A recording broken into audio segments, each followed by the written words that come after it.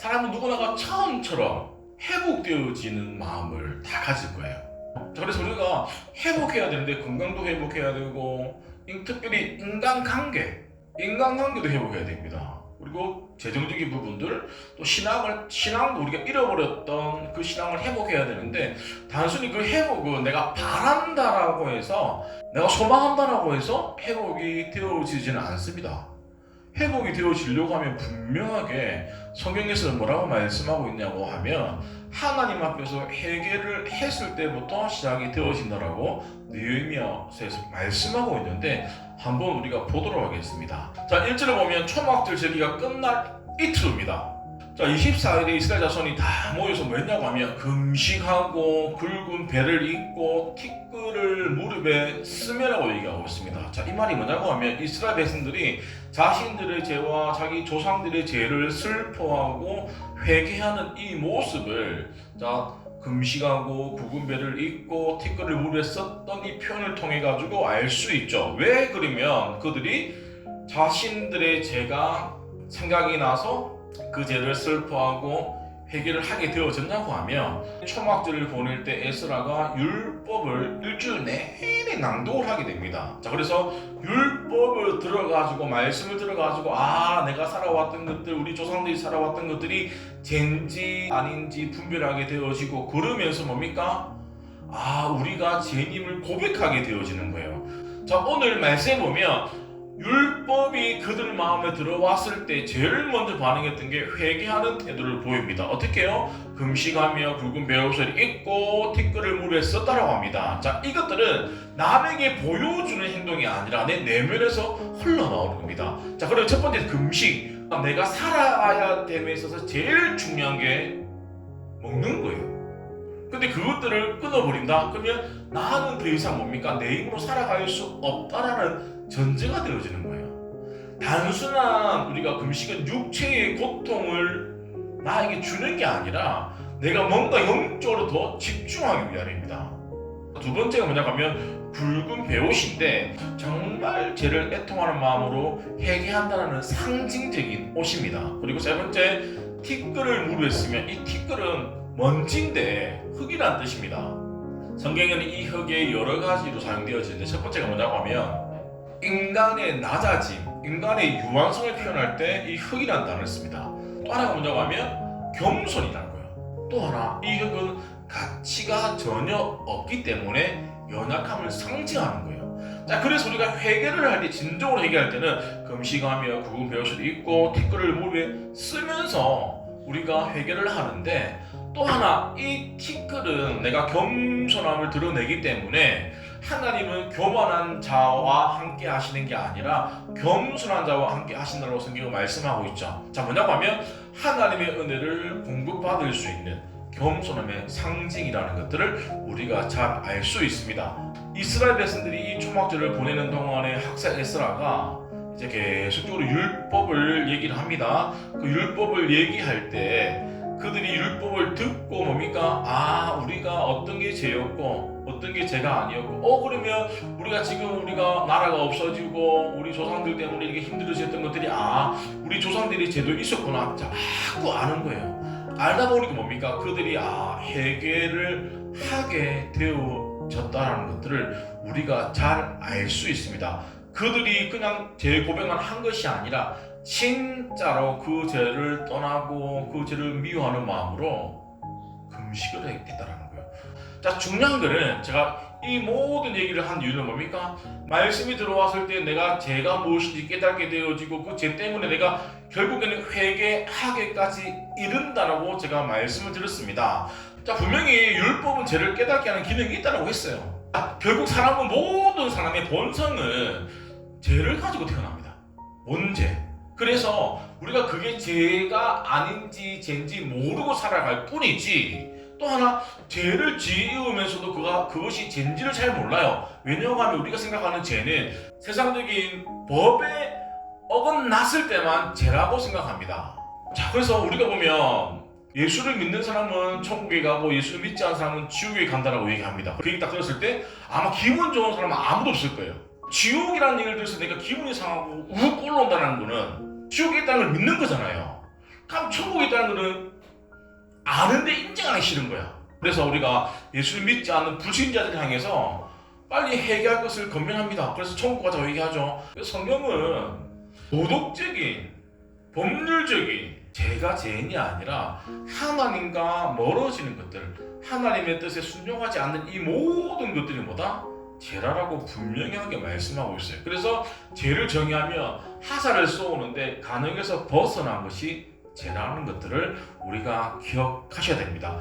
그래서 우리는 다 뭐다? 죄인이다. 그래서 우리 가운데 말씀이 들어왔을 때 그 죄 때문에 우리 마음이 힘들어지고 말씀 가운데 비춰보니까 내가 죄인임을 고백되어지니까 회개를 할 수밖에 없음을 우리가 기억하셔야 됩니다.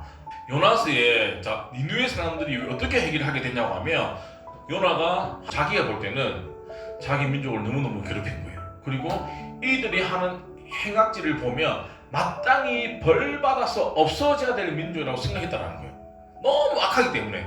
그래서 하나님이 니느웨 가서 복음을 전하라고 했을 때 뭡니까? 다시스로 가지고 그러니까 불순종해가지고 물고기 밥 됐다가 우열곡절 때 결국에는 니느웨로 가가지고 그냥 복음을 전하는데 어떤 마음으로 전했을까요? 그냥 그들이 진짜 변화되어져가지고 하나님의 사람으로 바뀌어지기를 바라는 것보다 그냥 마지 못해가지고 그냥 억지로 하지 않았을까요? 그럼에도 불구하고 그 복음을 들었던 니느웨 사람들이 뭡니까? 자신들의 죄의 심각성을 깨달았더라는 거예요. 자, 금식을 하고 굵은 베옷을 입었더라는 거예요. 진정한 회개를 했더라는 것들.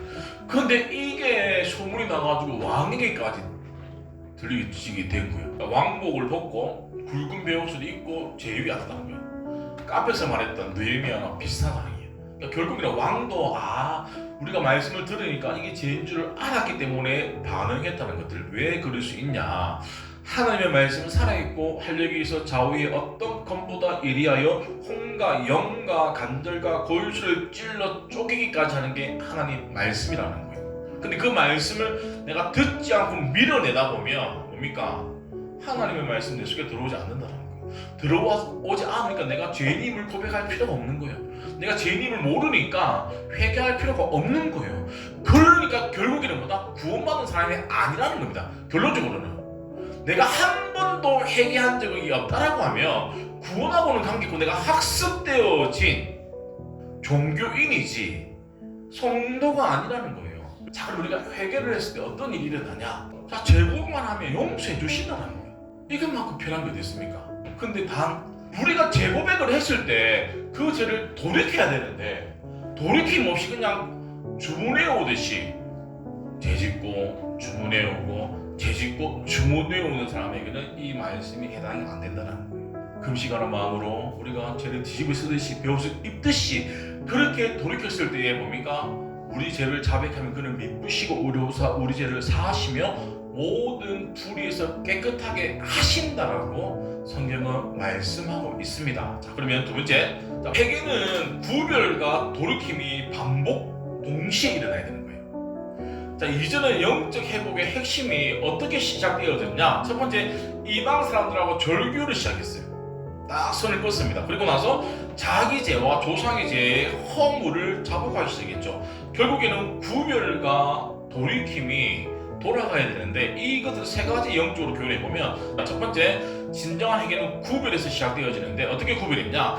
이방 사람들과 절교했다라는 겁니다. 자, 하나님이 가나안 땅에 들어갔을 때, 약속의 땅에 들어갈 때 뭐라고 얘기했냐고 하면 어떤 언약도 하지 말고 불쌍히 여기지 말고 진멸 다 죽여버려야 되겠습니다. 우상을 섬겼던 이방인하고 결혼하니까 처음에는 우상이라고 생각했지만 어느 순간 인정을 하게, 내 사랑하는 와이프가 내 사랑하는 남편이 모시는 신인데 배척하지는 않을 거잖아요. 그러니까 인정하다 보니까 뭡니까? 동화가 되어져가지고 짬뽕이 되는 거예요. 그러다 보니까 하나님과 멀어지니까 뭡니까? 다른 신들을 섬기게 함으로 여호와께서 너에게 진노하사 갑자기 너희를 멸하실 것임이라는 거예요. 그러니까 자기네들이 종이 되어진 이유, 나라가 없어진 이유가 뭡니까? 우리 조상들의 우상을 섬겼다라는 거예요. 분명히 가나안 사람과 결혼하지 말라고 했는데 그 말씀을 어기니까 뭡니까?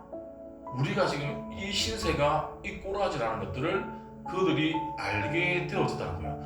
성경은 뭐냐고 하면 이렇게 말씀하고 있습니다. 우리에게 거룩을 요구하시는 거예요. 왜냐고 하면 하나님 자체가 거룩하시거든요. 창세기 보면 하나님의 모양과 형상대로 삶을 만들었단 말이에요. 그러니까 부모가 거룩하니까 자녀도 뭐다? 거룩하기를 원하시는데 우상 숭배하면서 그들의 문화들 접하다 보니까 뭡니까? 영화가 되어진 거예요. 또 하나 우리가 구별되어진다고 하면 선을 그어야 됩니다. 자 보세요. 성경 분명히 두 주인을 섬길 수 없다고 얘기합니다. 자 뭐냐고 하면 우리가 예수를 믿으면서 예수 그리스도를 따라가야 되는데 여전히 세상을 따라간다라고 하면 우리가 예수도 믿고 세상도 따라가는 거죠. 이 두 개는 뭐다? 안 맞다라는 거예요. 그래서 너희가 하나님과 재물을 겸하여 섬기지 못한다는 거예요. 자, 우리 가운데 회개가 들어왔을 때는 뭡니까? 구별되어지고 그다음에 선을 꺼야 되고, 자 절규를 해야 되죠. 절규하고 나서 뭐 한다? 회개를 죄를 인정하고 나서 서서 자기의 죄와 조상의 허물을 자복한다. 자, 이 말인즉 서서라는 표현은 내가 하나님 앞에 쓰는 거예요. 이 하나님 앞에 섰을 때는 내가 죄님을 고백할 수밖에 없고 우리 조상들이 그 죄 또한 뭡니까? 자복할 수밖에 없다는 거예요. 그리고 나서 우리 회개는 개인을 뛰어넘어야 됩니다. 세대로까지 회복을 해야 되는데 우리의 자녀들은 부모의 그림자를 보고 자란다는 얘기가 있잖아요. 이 말이 뭐냐고 하면 부모의 어떤 말이나 행동보다 부모의 삶이나 부모의 모습을 통해서 아이들이 더 많이 배운다는 거예요. 그래서 부모가 그만큼의 아이들에 큰 영향을 주는데 내가 예를 들어서 어떠한 부모를 잘못해서 제가 죄를 지어서 죄고백을 했습니다. 그런데 그 삶을 뉘우치지 않고 반복적으로 짓는다고 하면 우리 아이들 또한 부모의 모습을 뭡니까? 답습할 수밖에 없다라는 것들을. 그래서 회개는 더 이상 내가 죄의 멍에가 되어 죄의 사슬을 내가 잊지 않겠다는 고백과 그리고 이제부터 내가 믿음의 가문, 믿음의 세대로 뭐다? 바로 세우겠다는 고백이 들어가셔야 됩니다. 그래서 자, 우리가 우리 자녀들을 키울 때 성경은 이렇게 말씀하고 있죠. 마땅히 행할 길을 가르쳐야 됩니다. 마땅히 가르쳐야 될 게 뭐냐고? 말씀이에요. 자, 회개는 나의 문제가 아니라 우리 다음에 아이들까지 연결되신다. 그래서 회개의 열매는 언제 뭐냐? 우리 아이들을 통해서 보는 거예요. 말씀을 정리하도록 하겠습니다. 이스라엘의 갱신의 시점은 말씀이 내 속에 들어왔을 때인데 말씀이 내 속에 들어오면 회개를 하게 되어지고 그 회개는 뭡니까? 구별과 돌이킴으로 바뀌어지는 거예요. 그들이 일어났을 때 영적으로 갱신되어져서 다시 한 번 더 되어갈 수 있는 그러한 은혜가 우리 가운데 있기를 간절히 축원드립니다.